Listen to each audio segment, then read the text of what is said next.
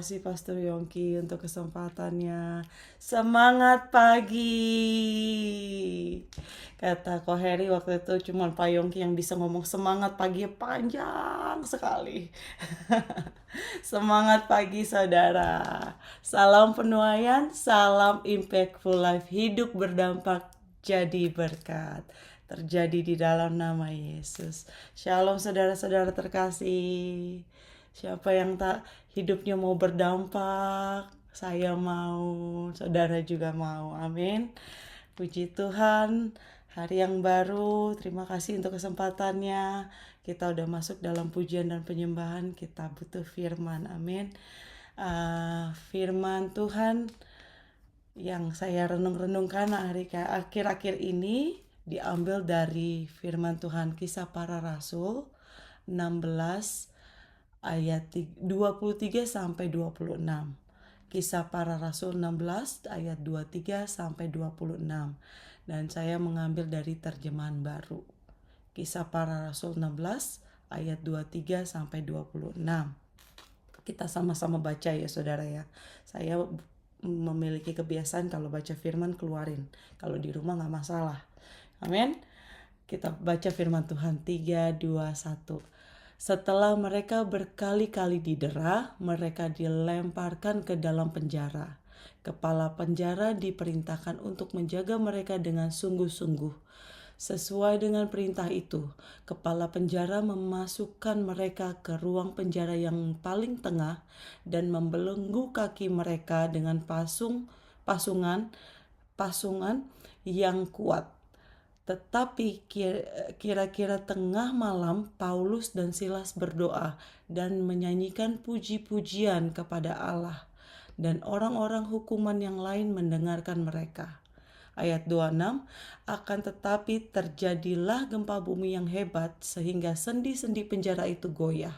Dan seketika itu juga terbukalah semua pintu dan terlepaslah belenggu mereka semua. Demikian firman Tuhan.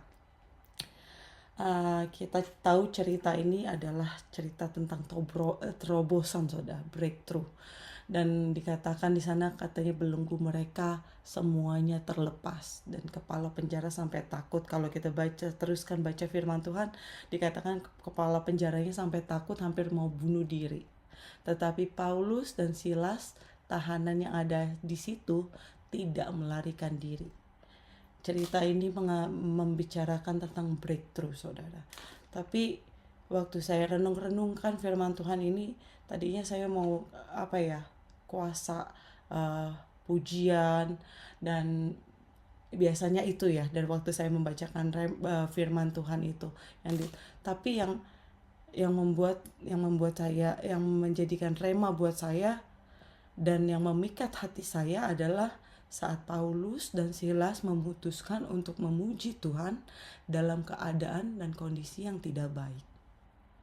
Dalam kondisi yang tidak baik, mereka tetap memutuskan untuk memuji Tuhan walaupun mereka dikatakan itu berkali-kali didera, dipenjara, dilempar dalam penjara. Dan mereka di situ di penjara, mereka nggak tahu masa depan mereka apa. Mereka akan dipenjara berapa lama atau akan dihukum mati. Mereka nggak tahu akan nasib mereka, masa depan mereka di dalam penjara.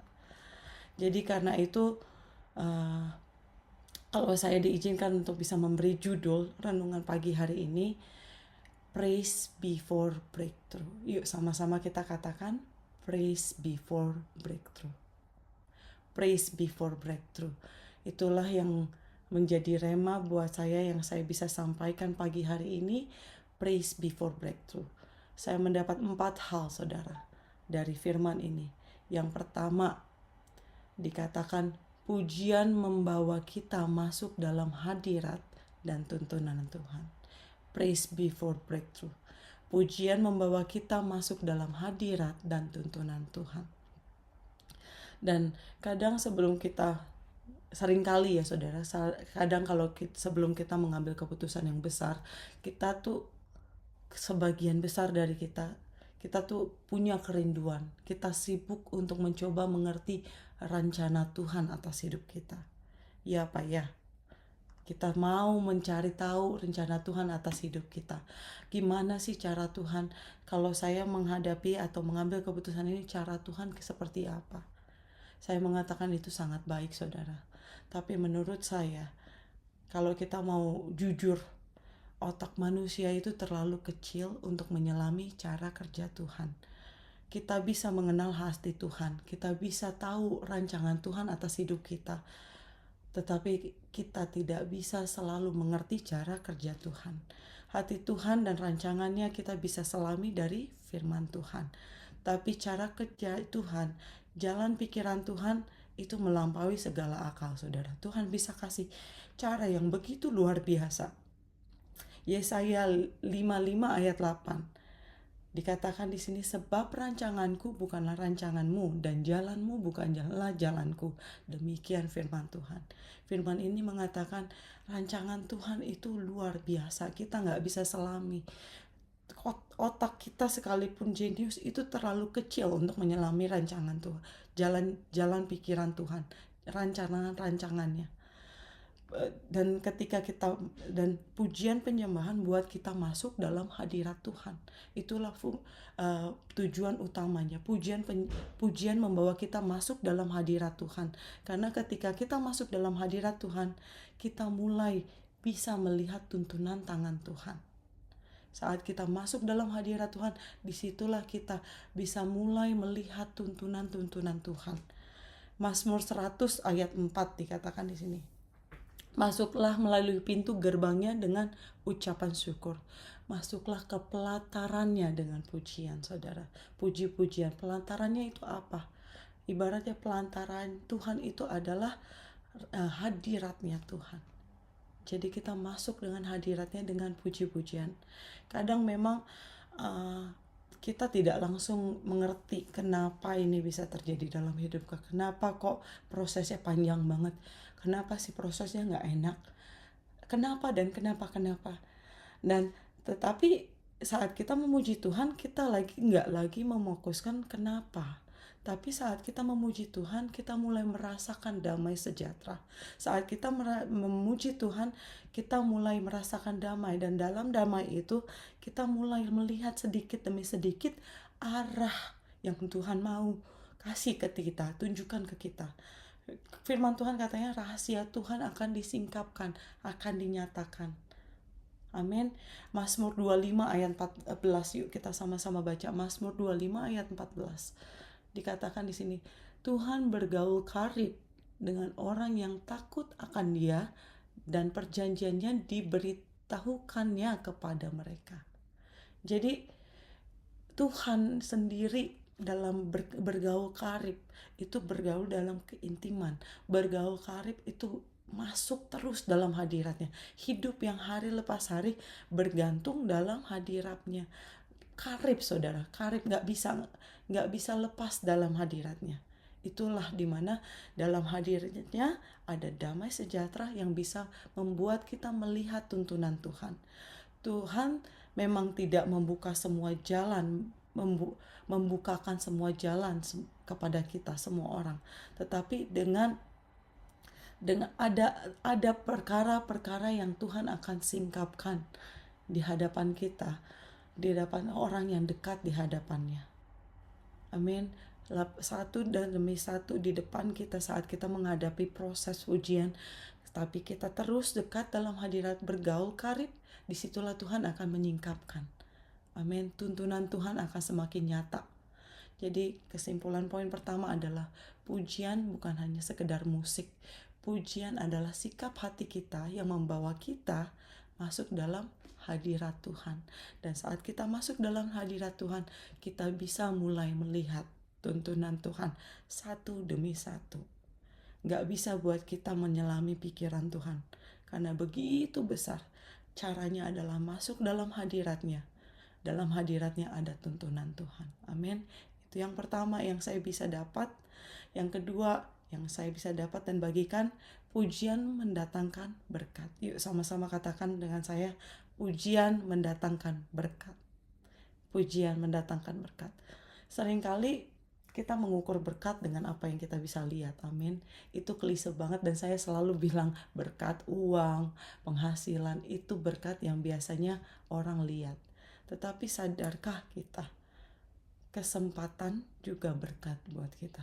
Amin.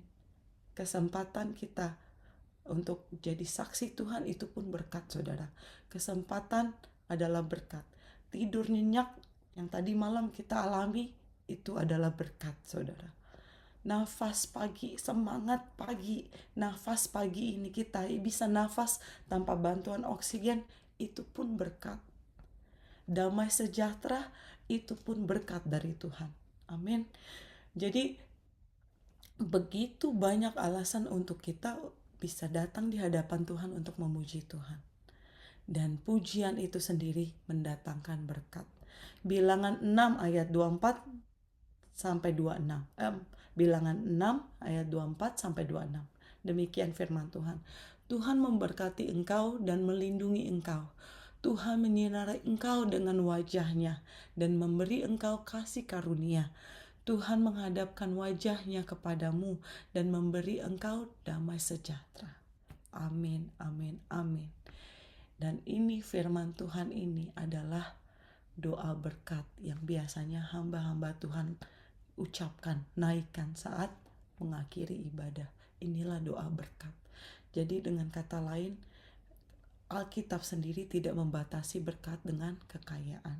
Alkitab sendiri, firman Tuhan sendiri tidak membatasi berkat dengan mujizat yang spektakuler. Firman sendiri mengatakan tidak membatasi berkat Tuhan itu dari apa? Jawaban doa. Artinya berkat terbesar bukan semata-mata selalu tentang apa yang ada di tangan kita, tapi siapa yang berjalan bersama kita, itulah berkatnya. Amin. Tetapi dalam keadaan seperti apapun, keputusan yang paling bijaksana yang bisa kita ambil adalah memutuskan tetap memuji Tuhan. The smartest move, the wisest move, the wisest decision we can do in difficult situation sekalipun, saudara, adalah memutuskan untuk tetap memuji Tuhan. Dan ketika hati kita tetap memuji Tuhan, itulah dimana kita memutuskan, apapun kondisinya, saya memutuskan untuk tetap dekat dengan Tuhan. Dari situ kita baru mulai bisa merasakan, baru bisa menyadari berkat Tuhan itu berbentuknya banyak banget, saudara. Amin. Dengan kesadaran itulah kita bisa datang setiap pagi. Kita mengucapkan terima kasih Tuhan. Semangat pagi, nafas yang baru. Berkat Tuhan dikatakan datang setiap pagi. Itu dia maksudnya. Bukan karena doa kita dijawab. Tetapi saat kita sungguh-sungguh mengucap syukur kehadirat Tuhan, di situ kita merasakan berkat Tuhan sendiri. Amin. Nafas yang Tuhan masih kasih saat ini. Keluarga yang masih ada saat ini di hadapan kita, di keliling kita. Damai sejahtera yang Tuhan masih kasih buat kita, yang selalu baru. Bahkan kesempatan untuk kita pagi ini berdoa, mengucap syukur terima kasih Tuhan. Itu pun berkat, saudara. Berbicara tentang ucapan syukur dari hati, saya teringat cerita saya kepada anak-anak saya, saudara. Saya punya 2 anak. Saya melakukan kebiasaan mengucapin I love you Robert, I love you Verena. Selalu mereka selalu dengan otomatis mereka I love you mami. Tapi mereka nggak lihat saya, mereka lari aja. Nah waktu itu saya dapat hikmat dari Tuhan. Saya bilang I love you Robert, I love you Verena. Ya seperti biasa mereka otomatis bilang I love you mami, and then gone. Terus saya bilang wait. Aku bilang I think we need to talk. Akhirnya Robert langsung diam. Robert itu yang paling sensitif, saudara. Langsung bilang, am I in trouble? Kalau saya udah bilang we need to talk, Robert langsung bilang, am I in trouble? No. You are not in trouble, but I need and I must to tell you something. Akhirnya kita duduk, saya bilang, I love you is not a spell. I love you is not a spell. They are not word without meaning. Uh, dia langsung lihat saya bingung, maksudnya apa ini, mama mau ngomong apa. I love you is not a spell like wizard. Dia waktu itu suka nonton kayak gitu, bukan hanya cuman mantra. Spell itu mantra, saudara. I love you, ucapan I love you bukan mantra, bukan sesuatu yang bisa cuman diomongin berulang-ulang dengan lewat aja. Itu yang saya bilang ke Robert. Terus bilang, okay, so then what, kata si Robert, can't you say it and put a meaning on your word? How to do that, mommy? Dia bilang gitu kan. Terus bilang, at least when you say I love you, look at me, look at my eyes and say it sincerely. Akhirnya okay, dia bilang. Akhirnya si Robert kadang-kadang ngingetin diri, I love you mommy. Dia langsung ngeliat gini, I love you mommy. Okay, oh thank you. Sama juga I love you, the same with the sorry, I am sorry. When you say I'm sorry to your sister, put a meaning on it. Kadang kita bilang sorry, anak-anak saya kasih tahu sama si Robert, when you say sorry to Verena, ada orang around you, right? Around you, mereka tuh, people will, when people hear it, they will feel it, whether you are sincere atau enggak. Itu yang saya jelaskan kepada Robert dan Verena. Jadi sama seperti waktu kita memuji Tuhan, kita harus put the word, the meaning into our sentence. Kita harus kasih betul-betul meaning dari kata-kata kita, lahir dari kata-kata kita. Sama seperti dengan surat, saudara. Di Amerika ya, surat formal itu dibilang dear to this. Semuanya statement di bawah ditutup dengan sincerely. Sincerely itu maksudnya waktu saya pertama belajar bahasa Inggris, sincerely saya Google tuh, saudara. Sincerely dibilang dengan tulus, dengan sungguh-sungguh. Kenapa sih harus ditulis sincerely di bawah? Karena surat hanyalah berupa tulisan. Ada keterbatasan untuk menuangkan perasaan atau kesungguhan lewat tulisan. Makanya harus ditulis sincerely. Berbeda dengan saat kita memuji Tuhan. Berbeda saat kita berbicara kepada orang. Kita bisa menaruh meaning dan bisa lewat dengan nada kita, bisa lewat dengan ekspresi kita menaruh perasaan di setiap kata-kata kita. Begitu juga dengan pujian dengan kepada Tuhan, saudara. Tuhan bukan hanya mendengar lirik waktu kita memuji atau juga musiknya bagus apa enggak, tapi Tuhan melihat hati. Makanya pujian adalah respon hati kita. Ketika kita bilang haleluya, Tuhan baik, apakah benar-benar haleluya? Apakah benar-benar kita benar-benar merasakan Tuhan itu baik? Menyadari Tuhan itu baik. Itu makna dari sebuah pujian.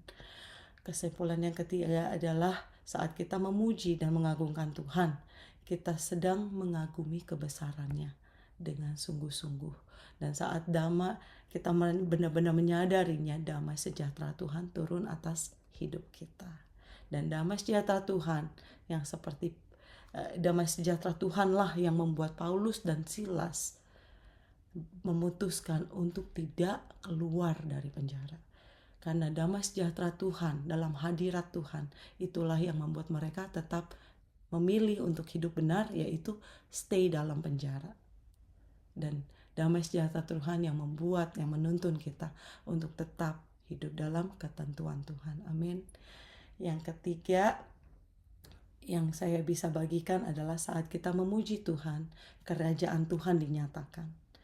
Itu kenapa saat kita memuji Tuhan, kerajaan Tuhan dinyatakan. Itu sama saat Paulus dan Silas memuji Tuhan dari dalam penjara, saudara.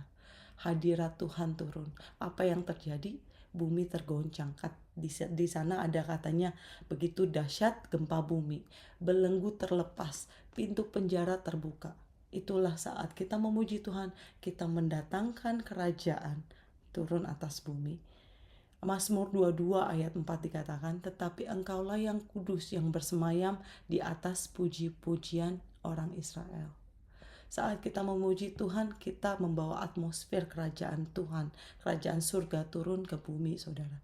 Percayalah, Ada kuasa dalam pujian. Kita mendatangkan kerajaan Tuhan. Pujian itu bukan mengubah situasi, tapi pujian mengubah atmosfer. Pujian mengubah hati kita. Pujian membawa fokus kita kepada Tuhan. Membawa fokus kita kepada kebesaran Tuhan. Kesimpulan poin yang ketiga, di mana ada pujian, dinaikkan di hadapan Tuhan, hadirat Tuhan dinyatakan, kerajaan surga diturunkan di atas bumi ini. Amin. Yang keempat yang saya bisa menjadi rema atas firman Tuhan yang tadi, pujian memberi kekuatan. Pujian memberi kekuatan. Tuhan bukan yang haus akan pujian. Tuhan mau kita memuji Tuhan bukan karena dia insecure, tapi Tuhan mau kita memuji dia untuk kebaikan kita sendiri. Karena di dalam pujian kita memiliki kekuatan yang baru. Amin. Mazmur 118 ayat 14. Dikatakan di sini Mazmur 118 ayat 14. Tuhan itu kekuatanku dan mazmurku. Dikatakan mazmur. Mazmur itu berbicara pujian, saudara. Yesaya 40 ayat 31. Tetapi orang-orang yang menanti-nantikan Tuhan mendapat kekuatan baru. Orang-orang yang menantikan Tuhan tuh apa sih? Orang yang suka memuji Tuhan. Orang yang suka dalam hadirat Tuhan mendapat kekuatan baru. Jadi saat pujian membawa kekuatan baru, saudara. Di gereja saya terlibat banyak di worship, di praise and worship. Kadang-kadang dikatakan ini worship, ini praise, ini lagu cepat itu lagu praise, lagu lambat itu lagu worship. Waktu saya menyadarinya dan sama beberapa kali saya dapat pewahyuan dari beberapa hamba Tuhan. Kalau dibilang dengan sungguh-sungguh ya saudara, praise and worship itu sebenarnya kalau dibilang cepat lambat itu cuma tempo dinyanyikan. Tetapi praise and worship sendiri kalau kita betul-betul menyanyikannya, even pun lagu lambat pun itu berupa pujian. Jadi di dalam lagu lambat dan lagu cepat itu ada unsur pujian, saudara. Saat kita benar-benar memuji Tuhan dari hati kita, selama kita itu bukan soal musik, saudara. Kita pun bisa memuji Tuhan dalam doa. Tapi yang saya mau tekankan di sini, pujian akan memberi kekuatan saat kita put meaning into our word. Kita kasih bobot dalam pujian kita. Kita taruh hati kita taruh isi hati kita dalam pujian kepada Tuhan. Itulah pujian yang mendatangkan kekuatan, yang memberi kekuatan baru. Amin. Kesimpulan nomor 4, pujian bukan soal musik, tetapi pujian adalah ekspresi hati kita kepada Tuhan. Itulah yang membawa kita kekuatan baru, yang memberi kekuatan baru. Puji Tuhan, kesimpulannya pada pagi hari ini, Paulus dan Silas tidak memuji Tuhan saat dia keluar dari penjara. Paulus memuji Tuhan dan Silas memuji Tuhan saat dia diderai, saat dia dilempari, dimasuki dalam penjara, saat kondisi tidak baik. Kalau kita memuji Tuhan saat kita terima berkat, semua orang bisa. Tapi saat kita tetap memutuskan untuk memuji Tuhan dalam proses hidup, dalam situasi yang gak enak, itulah dimana mungkin kita di dalam penjara kita beda-beda, saudara. Mungkin penjara kita adalah masalah, mungkin penjara kita ketakutan, mungkin penjara kita kekecewaan, mungkin penjara kita sakit, penyakit, atau rasa khawatir.